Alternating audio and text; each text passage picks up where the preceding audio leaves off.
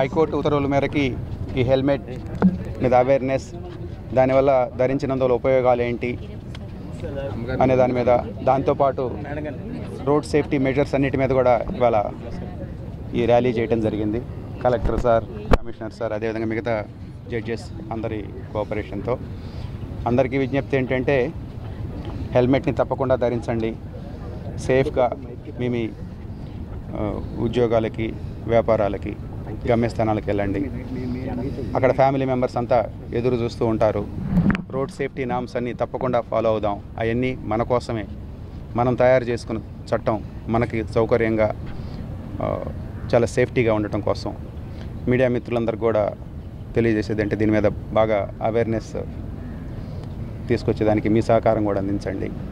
మరొకసారి అందరు అఫీషియల్స్కి థ్యాంక్స్ చెప్తూ, law college students, various stake holders వచ్చారు, అందరికీ థ్యాంక్స్ చెప్తూ, ఇక హెల్మెట్ నామ్, అదేవిధంగా సీట్ బెల్ట్, తాగకుండా డ్రైవింగ్, ఇవన్నీ తప్పకుండా ఎన్షూర్ చేద్దాం. Thank you. అందరూ కోఆపరేట్ చేయవలసిందిగా కోరుతున్నాం. Thank you. It is the directive of honourable high court to follow the helmet నామ్. అదేవిధంగా ర్యాలీ కూడా లా స్టూడెంట్స్ తోటి, అందరితోటి, ఆల్ వాక్స్ ఆఫ్ లైఫ్ చేయమన్నారు, అవేర్నెస్ క్రియేట్ చేయడం కోసం.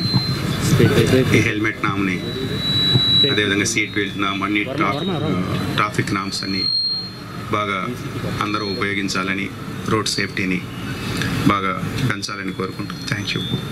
ఇప్పుడు కలెక్టర్ గారిని రిక్వెస్ట్ చేస్తాను.